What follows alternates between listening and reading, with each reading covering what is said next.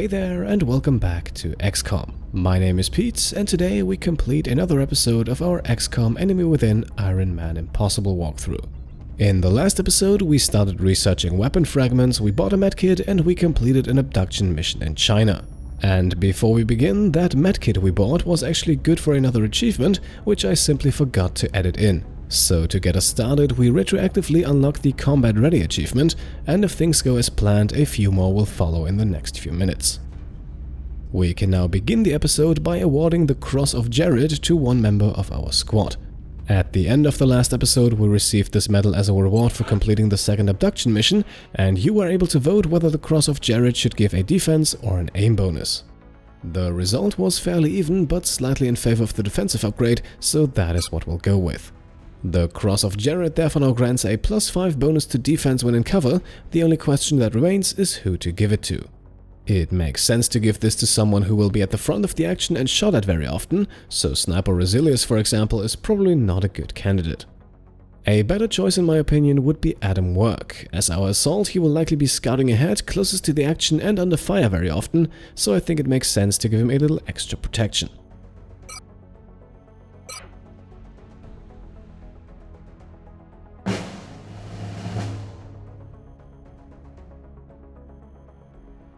With that out of the way, we can now scan for more alien activity, either until the next mission appears or until we reach the 7th of March.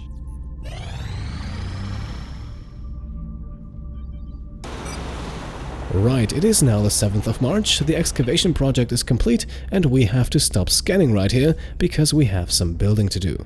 Before we get to that, however, let's quickly stop by in the Situation Room. Every member of the council is going to want satellite coverage, so we should plan our deployments carefully. Here we can see a map of all countries in the XCOM project. The small dots below the countries indicate the panic level, and every time we complete an abduction mission, that level is decreased by 1 point in the country that we fought in. Our last missions were in China and Nigeria, so panic has decreased over there, while we were unable to do anything about the abductions in Germany and Argentina, which increased those countries' panic level by 3 points up to a maximum of 5. All other countries in Europe and South America also received a 1-point panic increase, so the penalty for not helping a country is quite a bit larger than the reward for doing so. Now, obviously, a panic level of 5 is where things become problematic. Reaching this maximum value will not have any negative effects immediately, however, if a country has a panic level of 5 at the end of a month, that country will leave the XCOM project. If 8 countries leave, the game is over, but even the loss of only 1 or 2 can make things harder than they need to be. The only reliable way to lower panic and to prevent this is to give satellites to the countries in question. So before the month ends, we will want to launch a satellite over Germany and Argentina. If we get lucky, an abduction mission in those very same countries would also allow us to lower panic levels, but the chances for that are very, very slim. Realistically, with the next abduction mission, 2 more countries will get panic levels of 5, so at the end of the month we will need to launch 4 satellites to keep everyone on board. At the moment, however, we only have 1 satellite uplink, which is able to support only 2 satellites. So we'll need a second one soon, and we can only construct it with 10 engineers, which is why we went for the engineer reward in the abduction mission last time. However, that reward only got our engineers numbers up to 9, so we will now have to build a workshop to obtain 5 more. The workshop takes 10 days to build, the satellite uplink then takes an additional 14, so by starting today, everything will be finished right on time on March 31st. And with construction underway, we can continue scanning. Contact detected. Just a few hours after Heavy Andrea Cook returns from the hospital, we then have the next alien encounter, and this time it's a UFO mission. This is another scripted event. I think it always happens a few days after the first 2 abduction missions, and our first task is now to shoot down the UFO. For this purpose we have a few fighters, these so-called Interceptors, so let's launch one of them, that should be enough.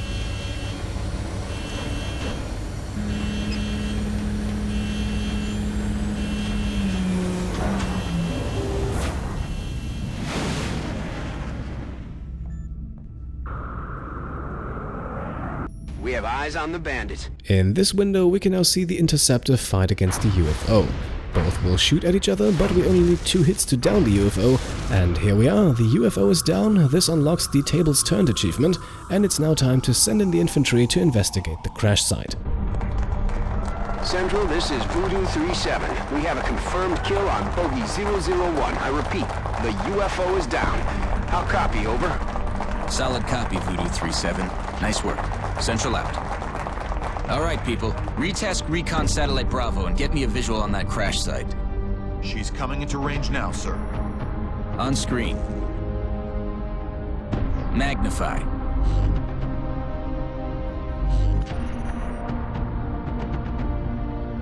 Still in one piece. Commander, I recommend we get a strike team to the crash site immediately. Right, so it appears that while the UFO was easy to shoot down, it's quite a bit harder to destroy, so some aliens might have survived, and it is now our job to take a closer look. Compared to the 2 abduction missions, this is a relatively easy mission, as we will only face 5 enemies. Still, we will take the established squad of Adam Work, Emilia Solberg, Rosilius Wargull and Andrea Cook, and if we're lucky, one of them might even earn another promotion in this one.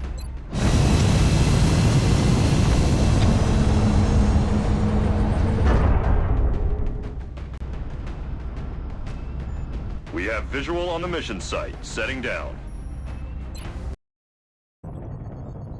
Listen up. We're going to be dropping you deep in the Nigerian interior for the next operation. It looks like the aliens went down in a sparsely populated area. If there are civilians in the area, I hope they stay clear. So, a slightly different set of objectives here. Once again, we need to kill all potential hostiles and secure the melt, but we also need to locate the UFO and avoid damaging it, as there might be valuable components left to salvage.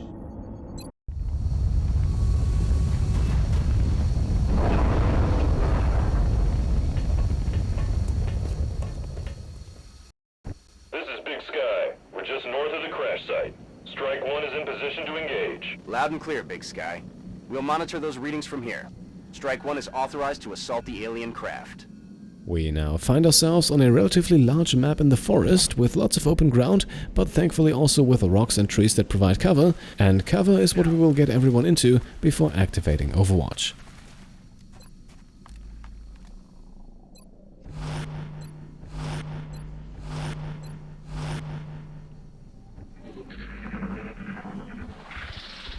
No aliens in sight, but we locate the first melt container, and it is a bit out of the way somewhere over to the right.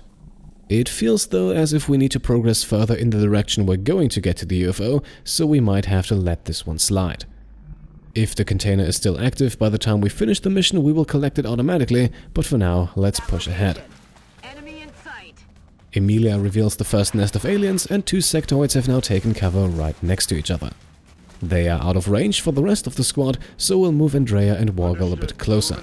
Wargull will dash for this to get into cover. He could only use the pistol anyway, so we're not losing much. Assault Adam then dashes into full cover where the aliens can't see him, so next turn he should be able to get close with run and gun. Andrea still doesn't have a visual, so she goes on Overwatch, and that leaves Emilia as the only soldier currently in the aliens' line of fire, and since she's only behind half cover, we'll hunker down to increase defense. Unsurprisingly, the aliens mind merge and one takes a shot at Emilia, but she escapes unharmed. The aliens are still in the exact same spot, so we can now move Emilia into a flanking position. And since she has a very good chance to hit here, let's actually take a shot at the merging sectoid. Wonderful, that's a critical hit and a double kill. The merging sectoid goes down and its companion as well. That leaves everyone else free to move up, but we'll be careful not to cover too much ground here to avoid triggering another group.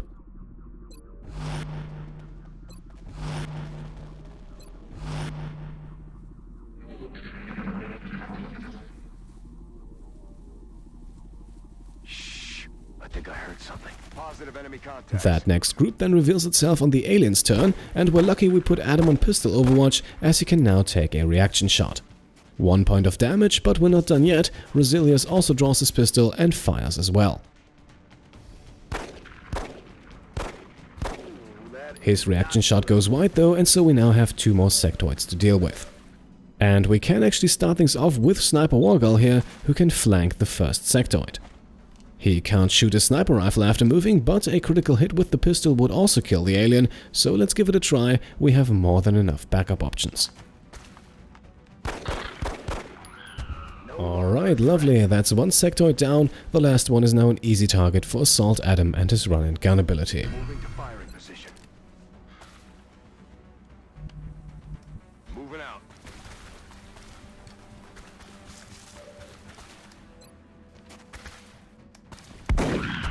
Hostiles pacified. And here we are, that's 4 sectoids taken out, and with that only 1 enemy remains. However, that one is a special type of enemy that will only activate if we look inside of the UFO, so let's avoid that for the time being and move everyone a bit closer to the spaceship. By the way, I know that I'm spoiling enemy numbers here, but I feel like on impossible difficulty it is absolutely vital to know these things, and after many hours with the game, I simply cannot pretend that I go in blindly. We now locate the second melt container, but the mission won't take much longer, so we should be good with this one at least. We also have a good view of the UFO now, but let's stay outside of it for a while longer and move everyone up right against the outer wall. Rolling out. Location confirmed. As we finish the turn, the first melt container unfortunately deactivates, so we'll likely only obtain 1 in this mission, but that's absolutely fine. And now we can open the energy field, revealing what's inside of the UFO. Got something over here.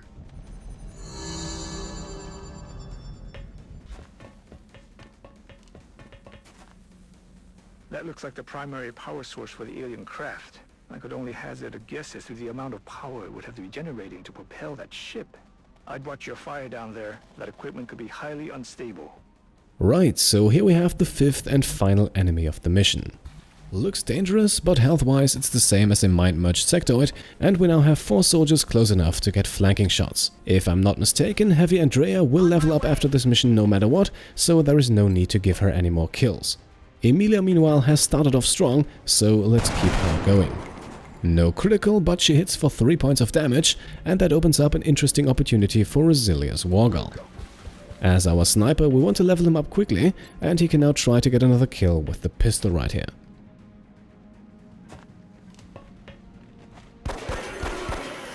Chalk up another one. And indeed, Rosilius displays some gunslinger qualities today, another critical hit, and with that the mission is completed. We lost out on 1 melt container, but we didn't damage anything inside of the UFO, so all in all I would call this another very successful mission.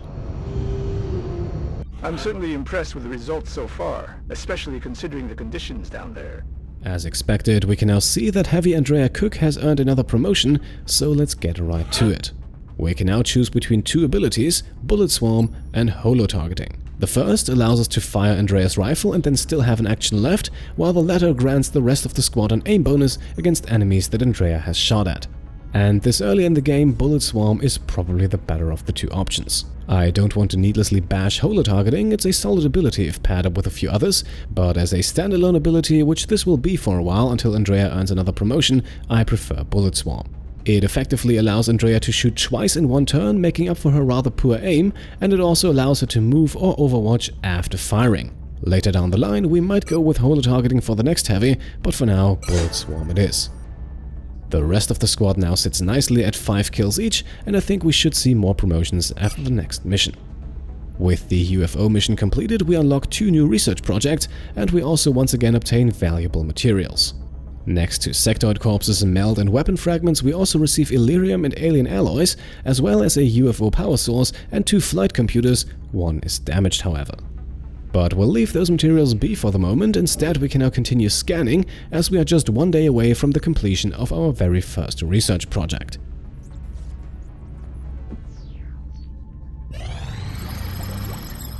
And here we are, Weapon Fragments is finished. This unlocks the What Wonders Await achievement, and we can now select the next project.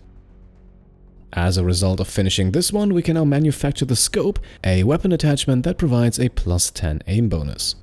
However, we are a bit short on cash, so we'll not buy any at this point. Instead, let's talk about what we can research next.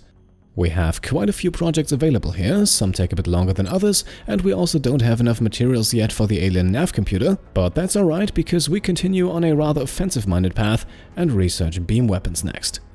This research is only available after weapon fragments and the first UFO mission have been completed, as it requires 5 alloys, and it will allow us to manufacture a brand new and improved type of weapon, a weapon that I consider essential for the second month of the game.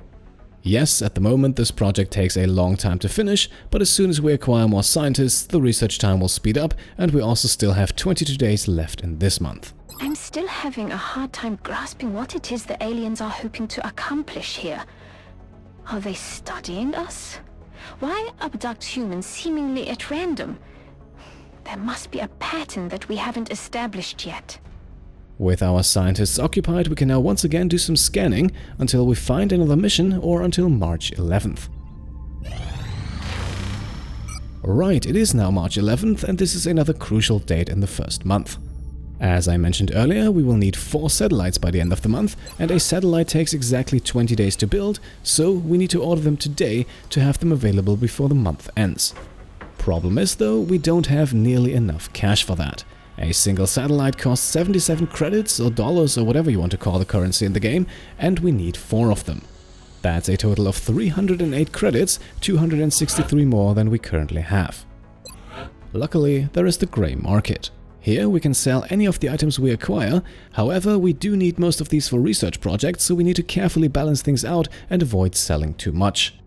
One thing that we can sell without any repercussions is the damaged flight computer, but we'll also sell the one that is still intact. Yes, we need a few of those later on for research, but we will acquire more in other UFO missions before that, so we don't desperately need to hold on to this one. The same is true for the UFO power source. We'll need a few of these eventually, but for now we can sell it.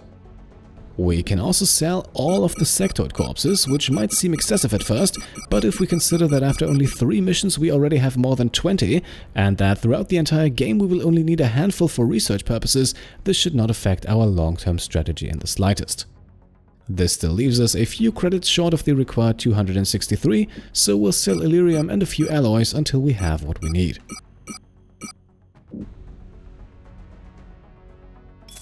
And with that, we can now head over to engineering and order our satellites. It is recommended not to order all 4 at once, but to order them one after another, as we might not necessarily need all 4. A build order in XCOM can be cancelled, but that cancels the entire order, so if we make 4 separate ones, that allows us to micromanage things a bit better. Right, here we are, everything's still going according to plan, and I think that's enough for today's episode. In the next one we will continue scanning, that will bring us to our next mission. We will also finish the construction of the workshop and then focus on getting a second satellite uplink up and running. For today, however, we can make the cut right here. As always, I hope you enjoyed the episode, and if you did, then I would be happy if you could leave a thumbs up. If you want to support me and my channel further, then feel free to subscribe if you haven't already. Alternatively, you can also check out and maybe pledge to the Pete Complete Patreon. Thank you all for watching, and I'll see you next time. Cheers.